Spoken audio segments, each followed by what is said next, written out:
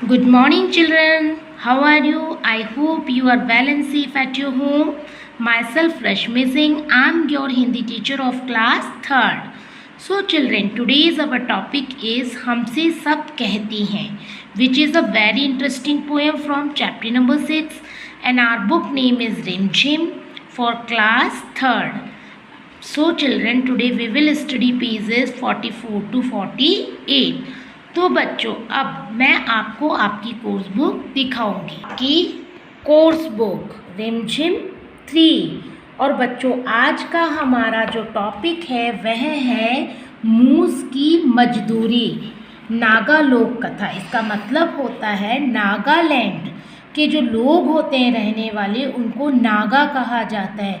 वहाँ के जनसामान्य में जो कथा फेमस हो जाती है उसे लोक कथा कहा जाता है। तो आज आप और हम कविता को पढ़ने से पहले इस लोक कथा को पढ़ेंगे। तो आइए बच्चों, आप और हम मिलकर किताब की सहायता से इस कथा का अध्ययन करती हैं।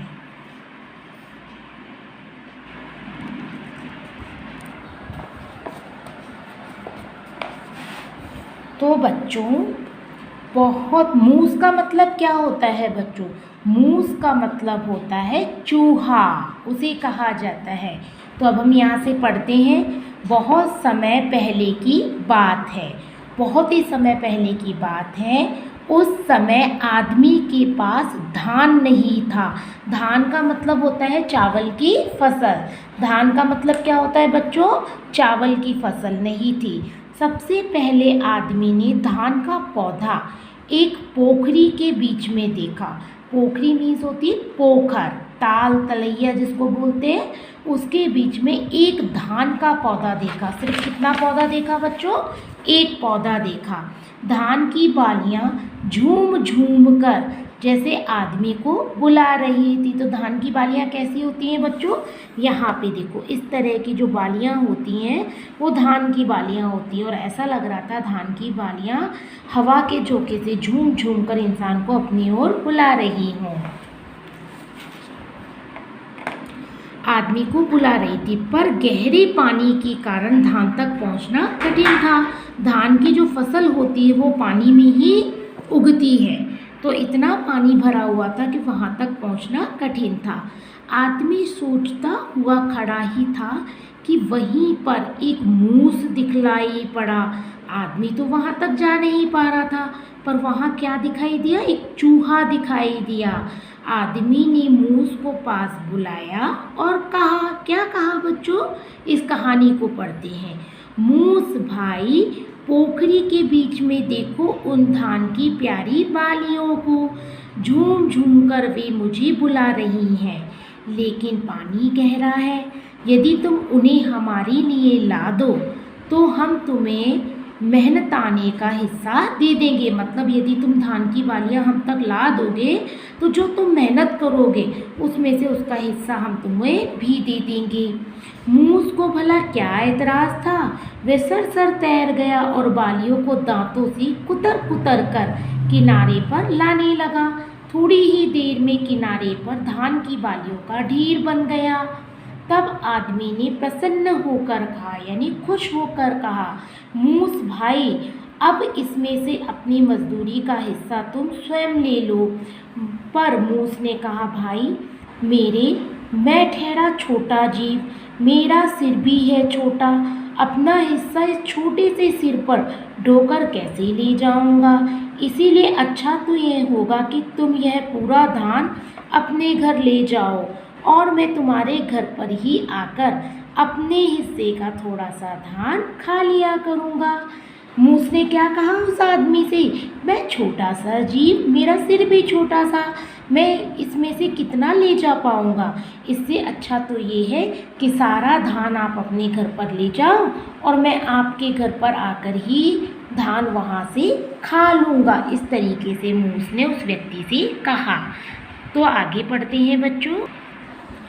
आदमी ने ऐसा ही किया और तभी से मूस आदमी के घर पर धान खाता चला आ रहा है।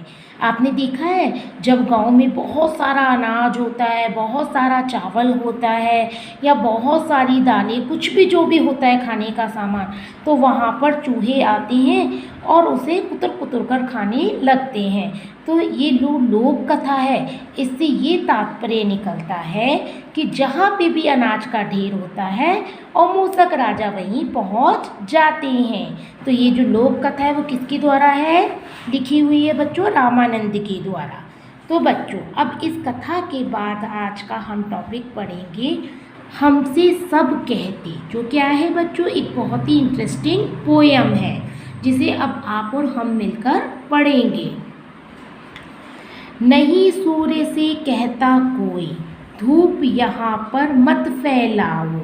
सूर्य जो है देवता, उनसे कोई भी ये नहीं कहता है कि आप अपना प्रकाश यहाँ पर मत फैलाओ, क्योंकि सूर्य को कोई नहीं रोक सकता है। कोई नहीं चांद से कहता, उठा चांदनी को ले जाओ, और चांद से भी कोई नहीं कहता है कि तुम यहाँ अपनी चांदनी मत फैलाओ या अपनी चांदनी को अपने साथ ले जाओ, क्योंकि ये सब चीज़ें क्या होती हैं बच्चों, प्राकृतिक होती हैं।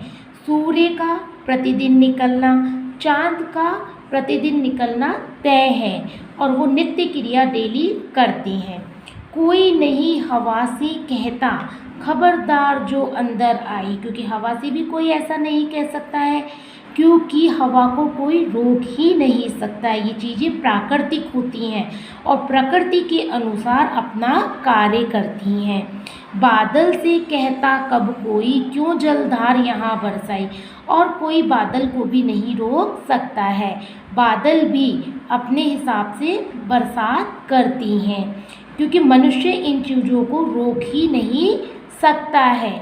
ये प्रकृति का नियम होता है, प्रकृति अपने नियम के अनुसार चलती है। नेक्स्ट आगे पढ़ेंगे बच्चों, हम पेज को पलटते हैं।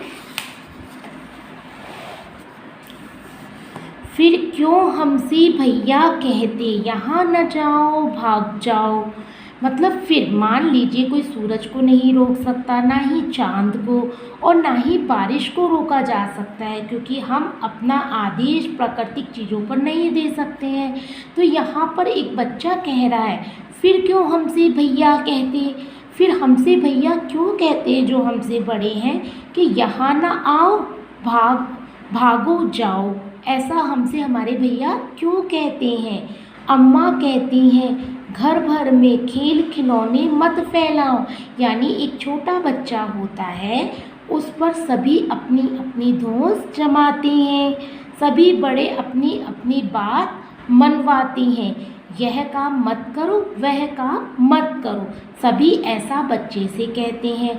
तो बच्चे के मन में इस प्रकार के प्रश्न उठते हैं कि हमें तो सब रोकते हैं, लेकिन उस सूरज, उस चंद्रमा और बादल को कोई भी नहीं रोकता है। पापा कहते बाहर खेलो, और पापा क्या कहते हैं बच्चों से, यदि घर में बहुत ज़्यादा शोर होता है तो बच्चों से कहते हैं कि आप बाहर खेलो, खबरदार जो अंदर आए, और धमकी देते हैं यदि तुम अंदर आए तो देख लेना, इस तरह की धमकी देते हैं। हम पर भी सबका बस चलता, जो चाहे वह डांट बताए, यानी कि एक बच्चे के मन की अभिलाषा है कि वह इतना परेशान हो गया है और वह ये कह रहा है कि सभी का हुक्म हम पर चलता है और जिसका मन करता है वही हमें डांट कर चला जाता है। हम बच्चे अपने मन की क्यों नहीं कर पाते हैं, जैसे सूरज, चंदा और बादल करते हैं। तो बच्चों यहाँ पर बच्चा अपने मन की भावनाओं को सूरज, चांद और बादल के माध्यम से प्रकट कर रहा है, किस तरह की जो समस्याओं से वो जूझ रहा है। यह बहुत ही अच्छी पोयम है बच्चों। इस पोयम के रचनाकार हैं निरंकार देव। तो बच्चों मुझे आशा है कि आज की पोयम आपको समझ में आ गई होगी। नेक्स्ट वीडियो में हम इससे रिलेटेड कुछ प्रश्नों को सॉल्व करेंगे। तब तक धन्यवाद। Have a nice day.